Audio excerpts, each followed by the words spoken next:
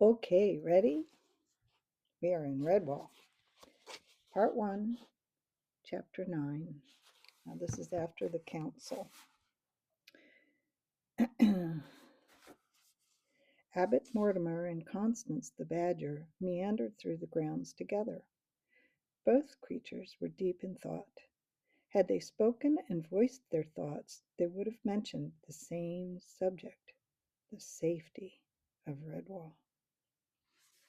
Down long ages, the beautiful old abbey had stood for happiness, peace, and refuge to all. Diligent mice tended the neat little vegetable patches, which every season gave forth an abundance of fresh produce: cabbages, sprouts, marrows, turnips, peas, carrots, tomatoes, lettuces, and onions, all in their turn. Flower beds, heady and fragrant, with countless varieties of summer blooms, from rose to humble daisy, were planted by the mice and husbanded by the hard-working bee folk, who, in their turn, rewarded Redwall with plentiful supplies of honey and beeswax. Excuse me. The two friends wandered onward, past the pond. Early morning sunlight glinted off the water, throwing out ripples from the fish caught by the overnight lines, which were baited and left to drift each evening by Brother Elf. Ahead of them lay the berry hedges, raspberry, blackberry, bilberry, and the strawberry patch, where every August sleepy baby creatures could be seen, their stomachs full after eating the pick of the crop. Gradually they made their way around the big old chestnut trees into the orchard. This was the abbot's favorite spot. Many a leisurely nap had he taken on sunny afternoons, with the aroma of ripening fruit hovering in his whiskers. Apples, pears, quince, plums, damsons, even a vine of a wild grape on the warm red stone of a south-facing wall. Old Mother Nature's blessing lay upon a haven of warm friendliness.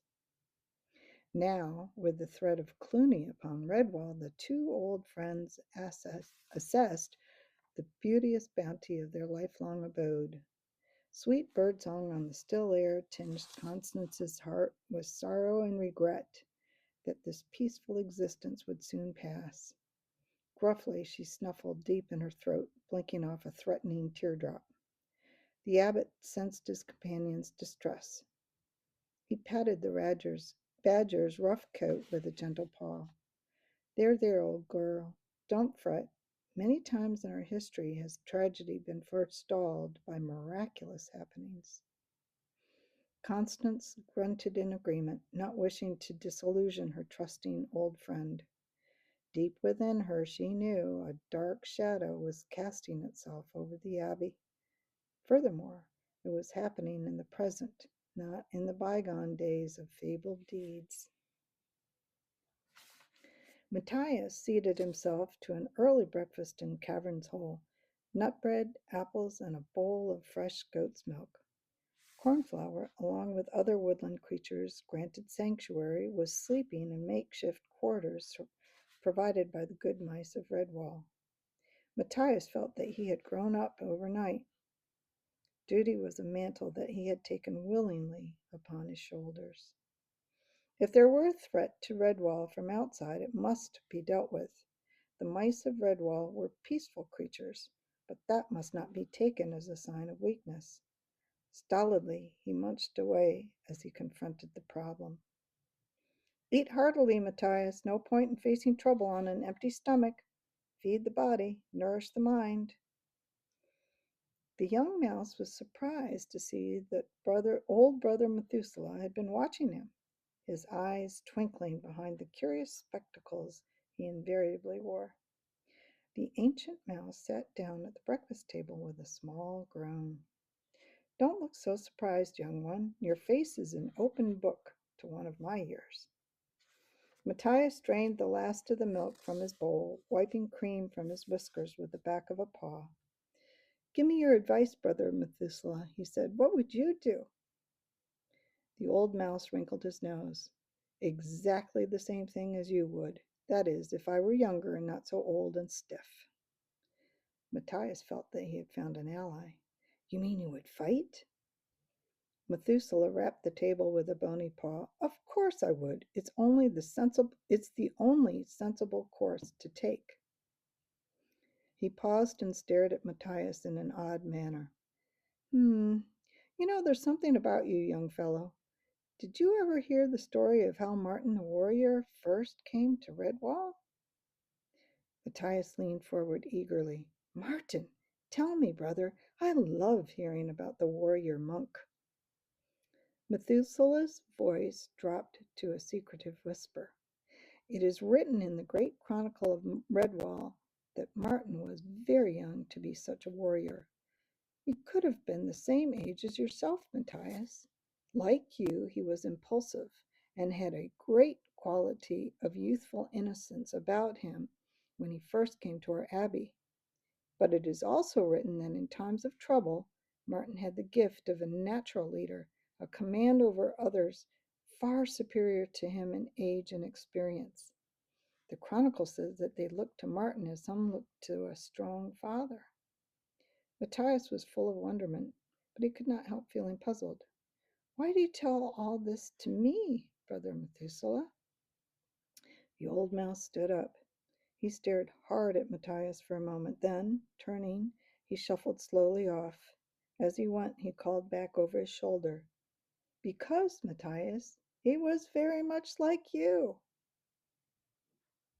Before the young mouse could question the old one further, the Joseph bell tolled out a warning. Sandals flapping, Matthias dashed out into the grounds, nearly colliding with the abbot and Constance, who, like everyone else, were headed for the gatehouse. Brothers Rufus and George had an incident to report. A large, evil-looking rat, covered in tattoos and carrying a rusty cutlass, had turned up at the gate. He had tried to gain entry by pretending he was injured. Limping about, the rat explained that he had been in a hay cart, which overturned into the ditch. Would they come with him and render assistance to his friends, many of whom were lying trapped beneath the cart and crying out for help? Brother Rufus was no fool. How many rats were traveling in the cart together? He said. Oh, a couple hundred, came the glib reply. Then why, reasoned Brother Rufus, did the rats not give aid to their own companions? Surely all 200 were not trapped. The rat evaded the question and made a great show of rubbing his injured leg. Could they not take him in and dress his wound and perhaps give him a bite to eat at least? Brother George agreed on condition that the rat surrender his weapon. The rat made as if to do so, then suddenly lunged at Brother George, only to be sent sprawling by a blow from Brother Rufus's staff. Realizing that he was up against two big, competent mice who would stand no nonsense, he became abusive and foul-mouthed. Ha! Just you wait, mice, he raged. There's a whole army of us camped down in the church. When I tell Cluny how you treated me, ho, just wait, that's all. We'll be back by the fang, we will. With that, he slunk off, cursing all the mice. The grim news was digested in silence by the assembled creatures. Mrs. Church Mouse began sobbing. Oh, dearie me, did you hear that, my dear? They must be living in our home at St. Ninian's Church. Oh, whatever shall we do? Our dear little home full of dreadful rats. Mr. John Church Mouse tried to comfort his wife as best he could. There, hush now, missus. Better to lose a house than lose our lives. A good job we've been given sanctuary here at Redwall. But what about the other creatures in the area? Cried Matthias. Sensible mouse, said Constance. Is Ambrose Spike anywhere about? He'd better do the rounds and tell them to take sanctuary here at the Abbey as quickly as possible. Spike will come to no harm. Once he curls up, there's nothing can touch him. The idea was greeted with enthusiasm, and Brother Alf went off to find the hedgehog. The abbot suggested they all go inside the abbey and await further developments. Matthias piped up again. I think we'd best mount a guard on the walls. One of the older mice, Sister Clemence, chided Matthias as an upstart. Her voice was stern and condescending.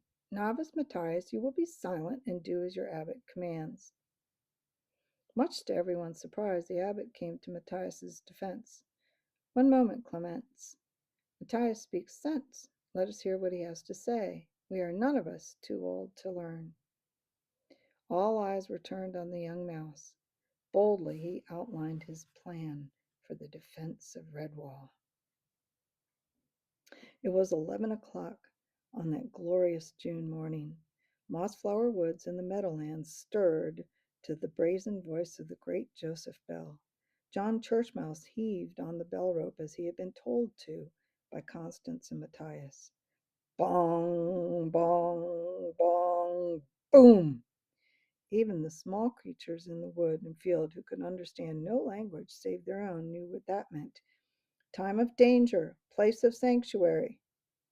Carrying what simple belongings they needed, woodlanders and their families hurried from far and near to gain the safety of the abbey before the storm of Cluny broke upon them. Squirrels, mice, voles, moles, otters, all save the birds of the air who were safe anyway.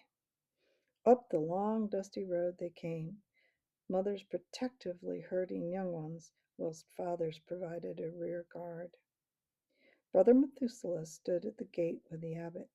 He translated fully to each group of creatures the abbot's message, in turn construing back to the Father Abbot their grateful thanks with pledges of help and loyalty to Redwall Abbey. For what creature had not been freely given the aid and special knowledge of the kindly mice? All knew that they owed their very existence to the abbot and his community. Healing, aid, food, shelter, and good advice were granted to all. Now was the time to unite and repay, to give any help that was possible. Before much longer, Redwall would require the skills and knowledge of all its woodland allies. It would be gratefully given.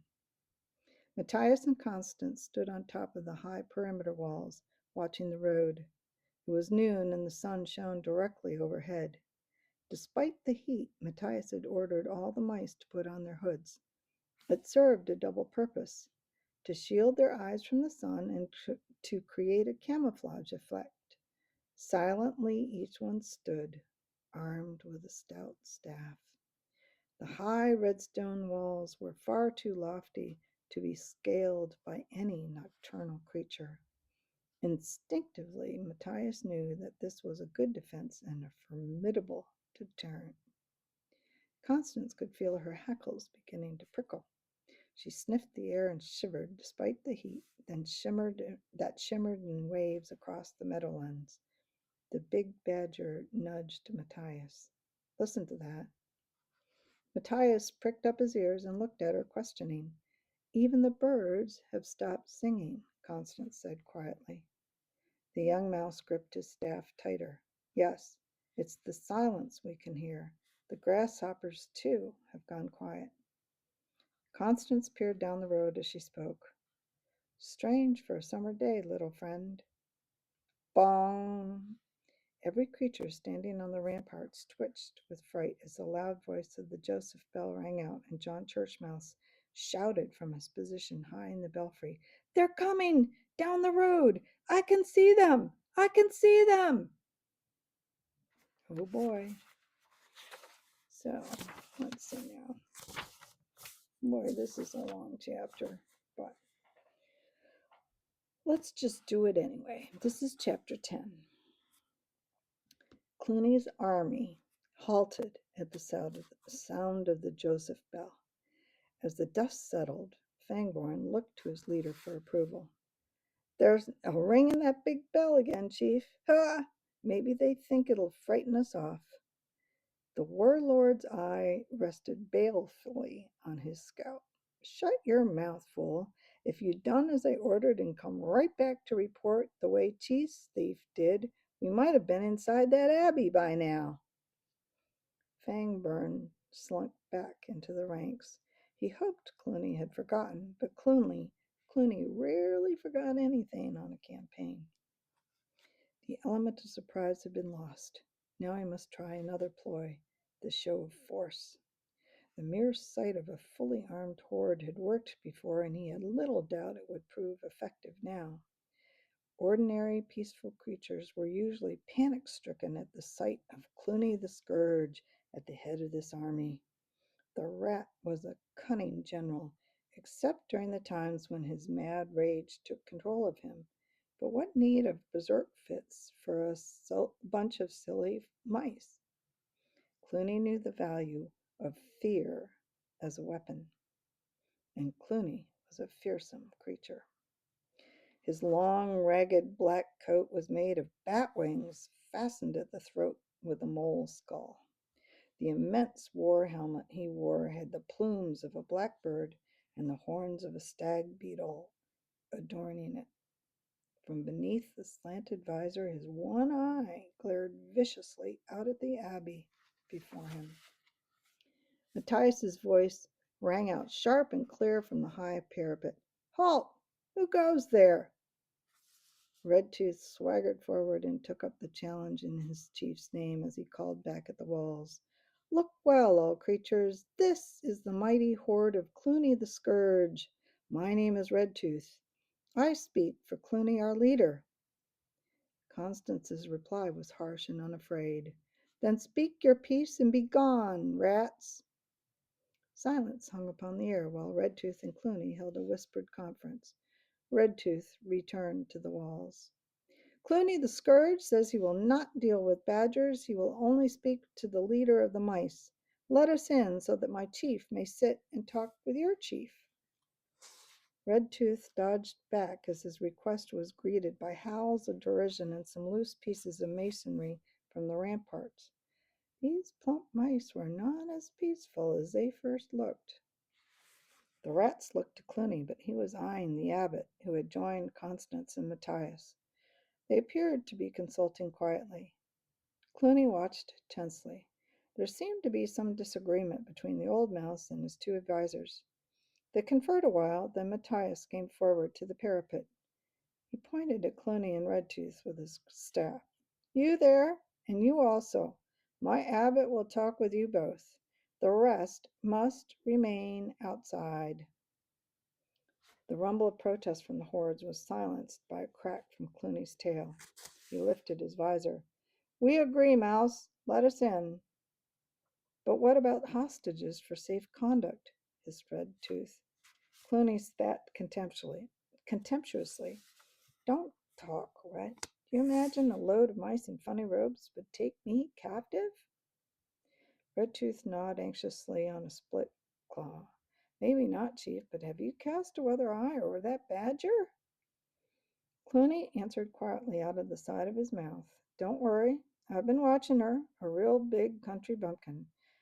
No, these are mice of honor. They'd sooner die than break their word to anyone. You leave this to me." As Cluny and Redtooth made for the gatehouse door, Constance shouted, "Put down your weapons, rats. Throw off your armor to show that you come in peace." Redtooth spluttered angrily. "Hell's teeth, who does that one think she is ordering about?" Cluny shot him a warning glance. "Quiet. Do as she says." Both rats took off their armor and placed it in a pile on the road.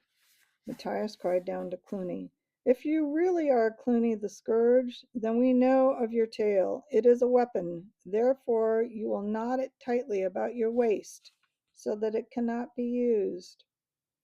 Cluny laughed mirthlessly.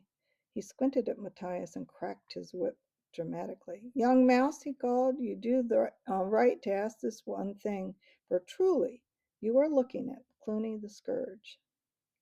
Having said this, he took the tail in his claws and pulled the poison warspite from its tip. Tossing it into the armor pile, Cluny hitched his tail in a knot around his middle. "Now will you let us in, mice? You can see we are unarmed." Ponderously, the heavy gate inched open. The two rats passed through a bristling forest of staves. The gate slammed shut behind them. Cluny mentally estimated the walls to be of immense thickness as he and Redtooth, ducking their heads, emerged from the tunnel-like arch into the abbey grounds where Constance and Matthias were waiting in the sunlight. The defenders followed the two rats closely, menacing them with staves. Matthias rapped out a curt command. Leave us, mice. Go back to your duties on the wall. Unhappy at leaving the abbot unguarded, the mice hesitated to obey the order to withdraw. Cluny addressed Matthias scornfully. Here, mouse, watch me shift 'em.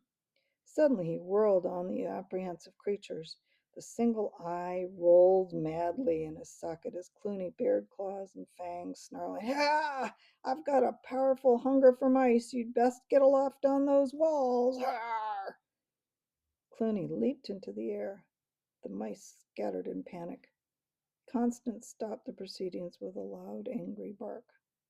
Here now, enough of that, rat. You are here to talk with the abbot. Get along with you. Matthias was glad he was walking behind the rats. He blushed with shame. Cluny had sent the defenders scattering like butterflies in a whirlwind.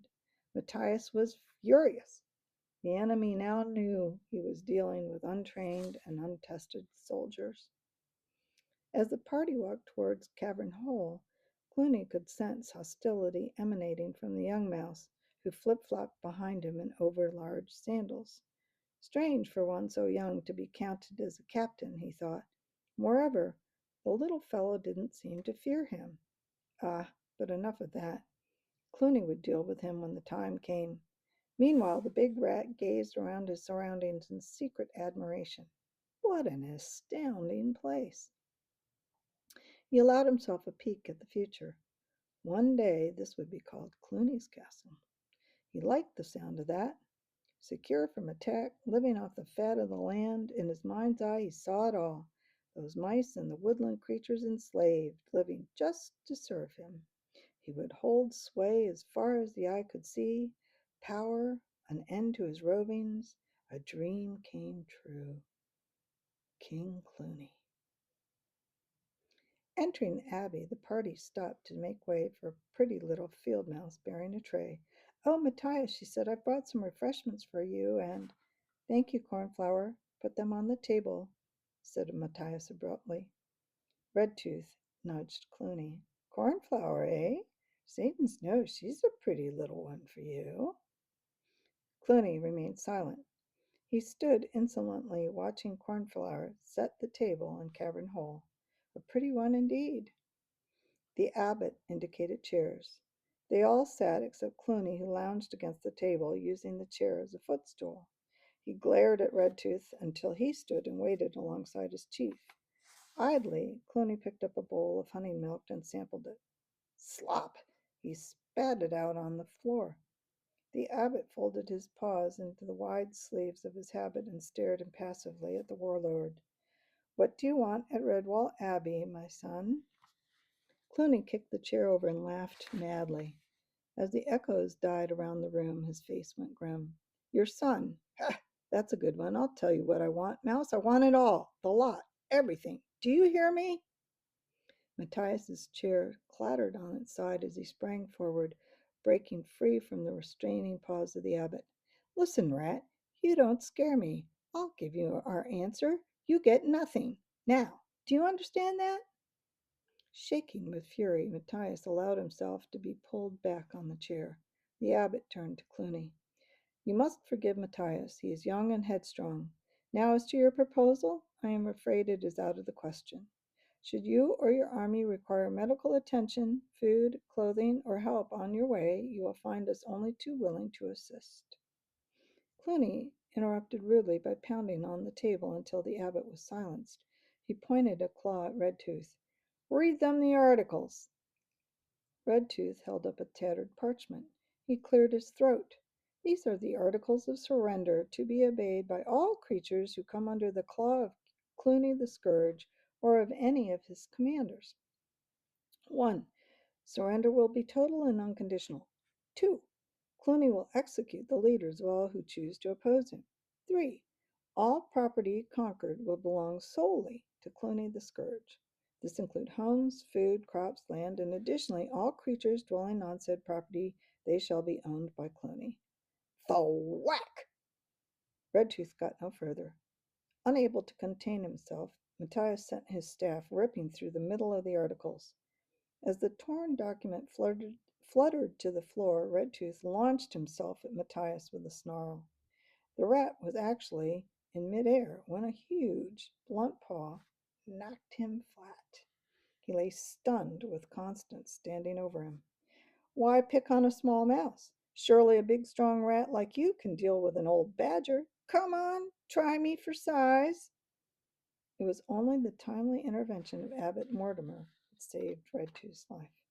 Constance, would you please let the rat up? Much as I would like to see him get his just deserts, you must remember we cannot break the law of hospitality in our abbey. Redtooth staggered shakily to his feet, backing warily away from the badger. Cluny spoke as if nothing had occurred. You, Abbot Mouse, you have until tomorrow evening to give me your answer. Normally not given to anger, the abbot stared Cluny in the eye, his face a mask of cold fury. I will not need until tomorrow, Rat. You can have my answer now. How dare you come here with your robber band to read articles of death and slavery to me?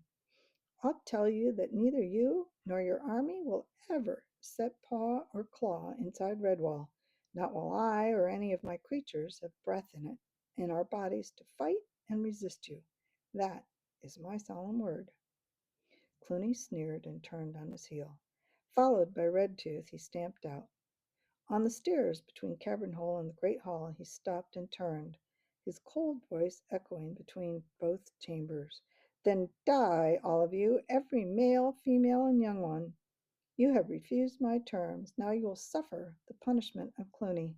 You will beg on your knees for death to come swiftly, but I make your torment loud and long before you die. It was then Constance did something that creatures would speak of in years to come. Exerting the full strength of a female badger, she lifted the massive cavern hole dining table. It was a huge, solid oaken massive thing that no dozen mice could even move. Dishes, dishes clattered and food spilled as Constance heaved the table above her head. Her voice was a roar. Get out, rats! Leave this abbey! I am weary of your voices. Hurry, before I break the laws of hospitality and ask the abbot's pardon later. Go, while you still have skulls. With the best grace he could muster, Cluny walked rather quickly up the stairs, followed by Redtooth, who laughed nervously. Big country bumpkin, eh, Chief? One more word from you back there, and she'd have thrown that table and crushed us. Remembering who it was that he had spoken to in an insolent fashion, Redtooth cringed, expecting Cluny to deal him a blow for impudence, but nothing happened.